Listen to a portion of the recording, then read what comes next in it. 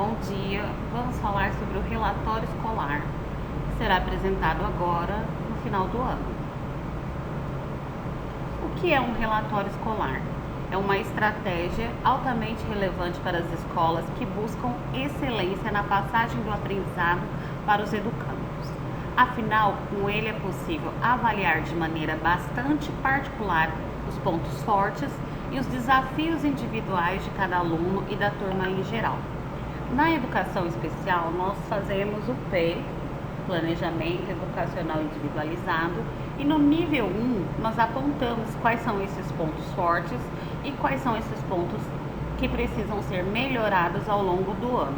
Nós fazemos esse P inicial, nível 1, no início do ano letivo, geralmente até março do ano corrente. Qual a importância de um relatório escolar? Ao contrário dos boletins, que exibem apenas números, o que não é uma avaliação completa, os relatórios detalham com base em vários aspectos dos estudantes, como comportamentos sociais, criatividade, solução de problemas, além de aspectos mais técnicos relacionados às disciplinas, o desempenho global dos educandos. Em relação a esse período de pandemia e como as atividades estiveram num sistema remoto de aprendizagem, nós precisamos levar em consideração também os aspectos da tecnologia, os aspectos do plano digital. Como que o estudante conseguiu se desenvolver em relação ao uso das tecnologias para realizar as APCs? Ele utilizou do WhatsApp, ele entrou no Google Classroom, ele precisou que as atividades fossem impressas ou que fossem virtuais, ele conseguiu dominar a tecnologia, precisou de orientação, como foi? Tudo isso são aspectos que precisam aparecer dentro do relatório. A partir desses relatórios, é possível identificar os pontos em que os alunos necessitam de maior apoio e atenção, facilitando para os professores pensarem em estratégias didáticas diferentes que atuem nesses pontos de dificuldade, além de auxiliar os coordenadores a pensarem o seu papel junto à equipe docente, mantendo-os motivados, engajados e capacitados.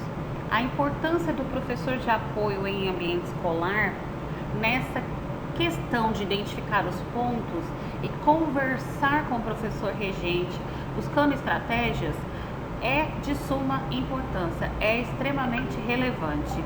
Vocês fizeram isso ao longo do ano e precisam pontuar agora no relatório final.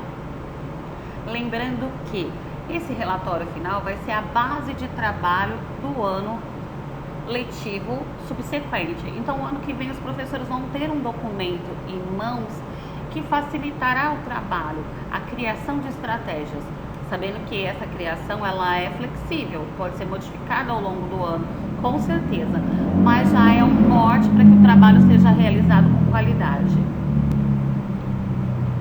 O que deve ser avaliado em um relatório escolar? Nós precisamos pensar se as avaliações, como elas são, que forma que o professor regente avalia.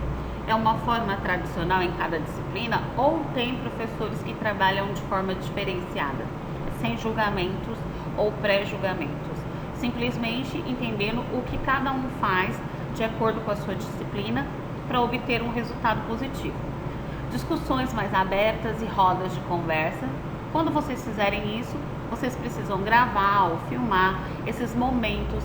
No caso, vocês têm registro no WhatsApp dos momentos de conversa que vocês tiveram ou gravações do Google Meet das reuniões.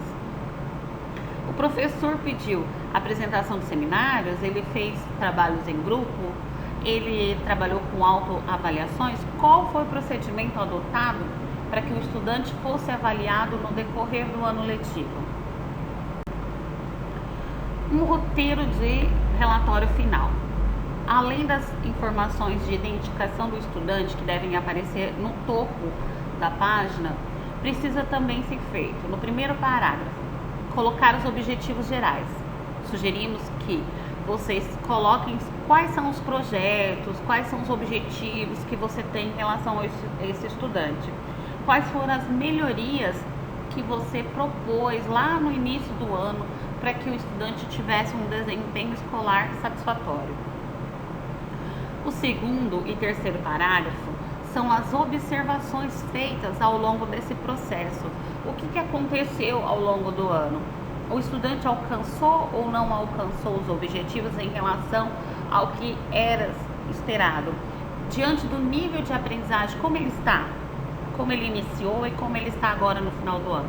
Quais foram as dificuldades apresentadas e quais foram as estratégias criadas para melhorar essas dificuldades ou superar esses pequenos obstáculos? No último parágrafo, concluir o texto fazendo os apontamentos necessários. Explicitar, ou seja, explicar quais foram as intervenções feitas para que os estudantes superassem todas as dificuldades que foram encontradas ao longo do processo. É importante que esse relatório tenha uma linguagem formal, evite o uso de gírias ou de variações linguísticas não predominantes na nossa localidade. Além disso, é necessário que ele não utilize termos que remetam à classificação de julgamentos. O estudante é bom ou ruim, o estudante é excelente, o estudante é satisfatório, o desempenho... Não vamos usar esses adjetivos nem compará-los a outros elementos da classe, no sentido que um aluno não pode ser comparado ao outro estudante. O relatório final ele é individualizado, então tem que se focar na aprendizagem particular do estudante. No entanto, é substancial que o relatório aponte os pontos em que precisam ser melhorados. Também lembrar que não deve se usar uma linguagem muito técnica, porque esse relatório também é um documento que pode ser lido pelo próprio estudante e pelos seus familiares. Os relatórios são individuais e, portanto, devem conter informações somente do aluno em questão, sem citar quaisquer outros colegas de turma.